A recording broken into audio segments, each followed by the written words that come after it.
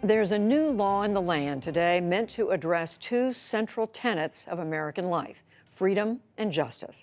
In the last 40 years, the federal prison population has risen by more than 600%. Yamiche Alcindor reports on a rare bipartisan push to bring big changes for some 180,000 inmates. Like when he was in these pictures. Angel Gregorio hasn't seen her two brothers in more than a decade. They're both doing time in federal prison for murder. Her younger brother is more than 1,300 miles away in Beaumont, Texas. So just financially, it's a burden. Logistically, it's a burden. At her spice shop in Washington, D.C., she's hoping a new federal law will bring her brothers and other federal inmates closer to their families. We aren't asking that you open up the floodgates and let everybody out of prison. We're just asking that you bring them a little closer so we can come and see them, hug them, talk to them, not have to spend so much money on phone calls just to stay connected. Under the new criminal justice law signed by President Trump today, federal inmates will be placed in prisons within 500 miles of their families. That's just one of the changes coming from the First Step Act. It's a rare bipartisan effort that deals with both sentencing and prison reforms. It will lower mandatory minimum sentences. It will retroactively change sentencing disparities for drug crimes, including for powder and crack cocaine. Such differences have often led to longer prison times for African Americans. Those changes will benefit about 2,000 inmates. They could shave 53,000 years off sentences over the next 10 years. The bill would also end life sentences under the three-strike law established in the 1994 crime bill. There are also changes to encourage prisoners to participate in recidivism programs. In an often bitterly divided Washington, the bill was passed overwhelmingly by both chambers of Congress. It united conservatives like the Koch brothers with liberal groups like the ACLU. Even celebrities like Kim Kardashian voiced their support. But the road to yes was long. This is truly a landmark piece of legislation. It's the biggest criminal justice reform in a generation. That was 3 years ago. Judiciary Chairman Chuck Grassley and a bipartisan Senate group announced a similar effort. Then President Obama pushed hard. He became the first sitting president to ever visit a federal prison.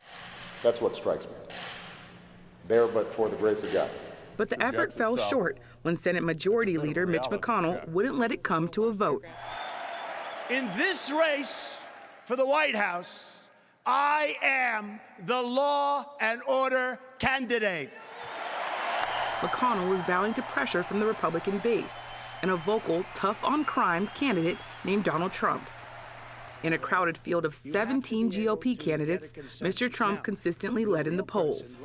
After the election, Mr. Trump doubled down on being a law and order president. And when you see these towns and when you see these thugs being thrown into the back of a paddy wagon, you just see them thrown in, rough. I said, please don't be too nice.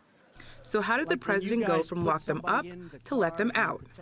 Some point to Mr. Trump's son-in-law and White House advisor Jared Kushner. This is an issue that I had personal experience with, so I spent some Kushner's time motivation was personal. His own father served 14 months in federal prison after pleading guilty to illegal campaign contributions, tax evasion, and witness tampering. We're putting too much money towards warehousing people who we don't need to be warehousing. That money instead should be going to law enforcement on the front lines to keep our communities safe.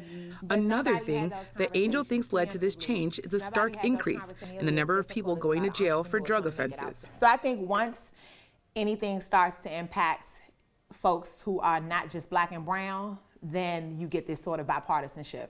You know, like now that you have so many like white people who are being locked up for these drug offenses, it's like, okay, we need to do something about this. So it's like you take it, like you take what you can get, right? In November, the president came around. Today, I'm thrilled to announce my support for this bipartisan bill that will make our community safer and give former inmates a second chance at life after they have served their time. Senator from Arkansas. Still, not every Republican is on board. Arkansas Senator Tom Cotton remains a vocal opponent. I think many of the policies in this bill are deeply unwise to allow early release from prison, thousands of serious, repeat, and potentially violent felons over the next few months. Some of the bill's liberal opposition, and even some of its supporters, say it doesn't go far enough. Illinois Senator Dick Durbin. We're not finished. It's entitled The First Step. What's the second step? The new law applies only to federal prisoners. That's less than 10% of the 2.3 million people behind bars. Advocates say they will continue to push for more reforms, including at the state level. For the PBS NewsHour, I'm Yamiche Alcindor.